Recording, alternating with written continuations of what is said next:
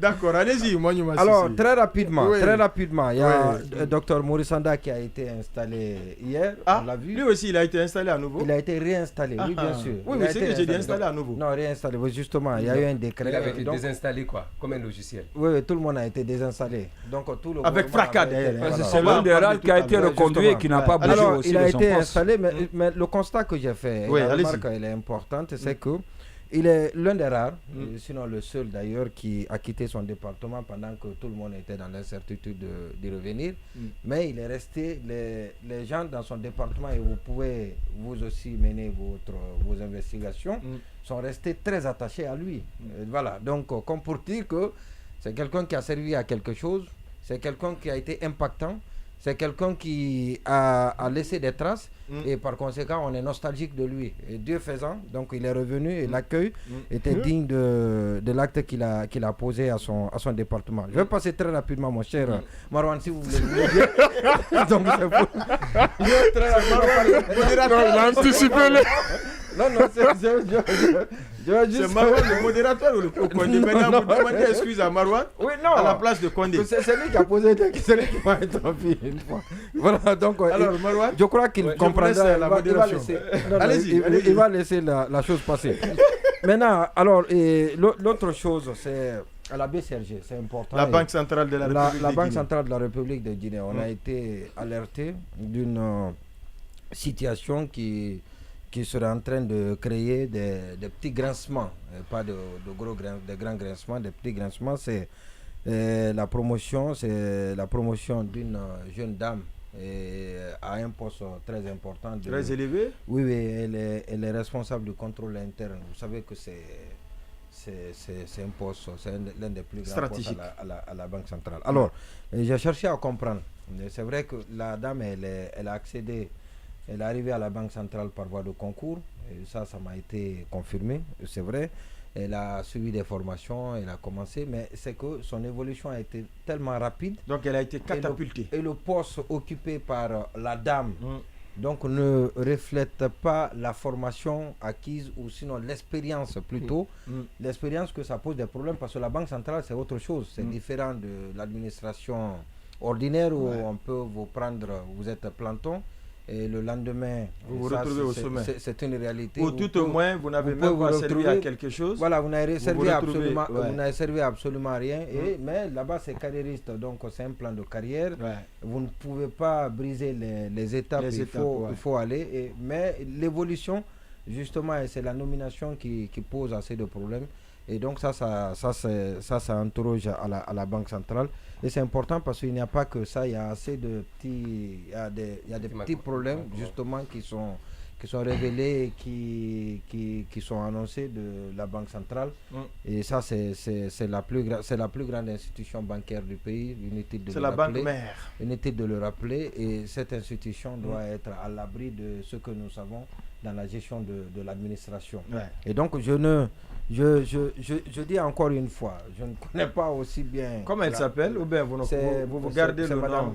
Ok, d'accord. Sinon, je connais bien le nom de la dame. Ça va faire l'objet d'enquête. Quand on dit déjà responsable ou directrice de contrôle interne, vous voulez placer quelque chose dessus rapidement? Allez-y. Par rapport à ça, disons, je ne comprends pas nécessairement les grincements auxquels fait allusion Mouniouma. Ah, donc vous connaissez le dossier, vous aussi? Disons, rien qu'en me fiant à ce qu'il dit, je peux donner une opinion. D'accord. Ah, vous donnez une opinion? Oui, je donne une opinion. D'accord, allez-y. En fait, je m'interroge parce que lui-même a dit que les informations qu'il a recueilles laissent croire qu'elle est passée par concours. Et a priori... Pour accéder à la Banque centrale, pas accéder à cette fonction. Ah, alors c'est une nuance que je n'avais pas nécessairement compris. Mais pourtant, vous êtes à côté là. Attention, je pensais que c'était le poste qui était à concours. Non, c'est pas le poste. Voilà. La Banque centrale. Non, c'est bon. D'accord. Alors, moi, ce n'est pas surprenant parce que allez-y, c'est pas surprenant. Sans trop marcher sur mon grand frère Mouniouma, qu'il accepte premier ou le second? Oui, sur les deux. Vous savez, aujourd'hui, ce triste constat qui est fait du côté de la Banque centrale, il en est de même du côté de la diplomatie. Vous vous souvenez les promotions fusées qu'il y a eu au temps de Maurice Sanda? Il y a des gens qui ont été catapultés à tous les niveaux, sans aucune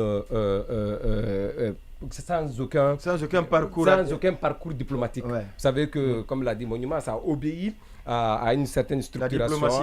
Justement, donc je pense qu'on ne doit pas nommer les gens parce qu'on a des liens ou on a des affinités avec tel ou tel autre. Cela obéit à des critères. Vous avez vu ce qu'il a désaucé, Maurice Sanda a complètement désaucé la diplomatie guinéenne. L'autre chose, quand on me dit qu'il a été applaudi ou que les gens ont exprimé leur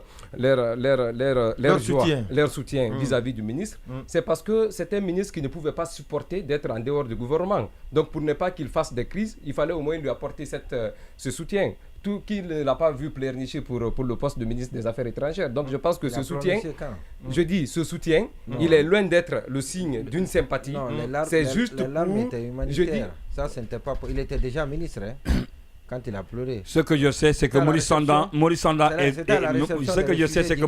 très bien aimé là-bas. Voilà. J'en sais quelque chose parce que c'est à proximité, je suis à côté.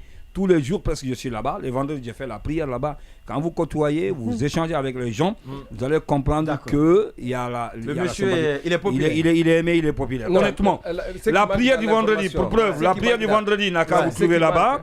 Je pense. Si Maurice Sanda fait sa prière du vendredi et que vous effectuez la même prière sur la même place, c'est en ce moment que vous allez comprendre qu'il est aimé. Parce que difficilement, il sortira de la mosquée.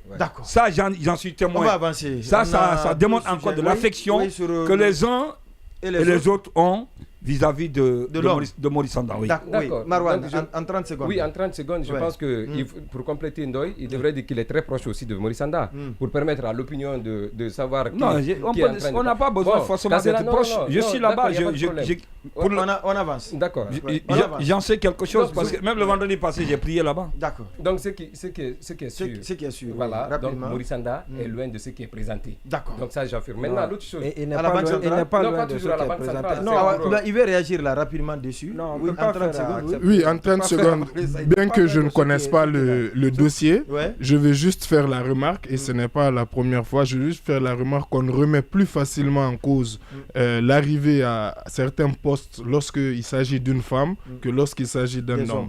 J'ai beaucoup remarqué ça, pas que sur ce dossier, mais sur d'autres dossiers également où c'est lorsque les femmes arrivent à un certain niveau de responsabilité qu'on demande, qu'on interroge, est-ce qu'elle ne sort pas avec tel ou est-ce qu'elle n'a pas bénéficié de beaucoup de questions, alors qu'il y a beaucoup d'incompétents hommes aussi, dans toutes les années, qui passent de manière refusée pour se retrouver au sommet, mais souvent, on n'a pas tendance à trop aller les chercher. Mais est-ce que ça veut dire aussi que... Ce qui est reproché, c'est faux. Non, ce n'est pas ça. Je veux dire, est-ce que ça veut dire aussi que la discrimination positive peut, c'est-à-dire pour pallier ce à quoi vous faites allusion, peut justifier que certaines femmes peut-être se retrouvent à des niveaux où normalement peut-être elles ne réuniraient pas les conditions. Ça peut exactement, je suis d'accord. La question reste posée.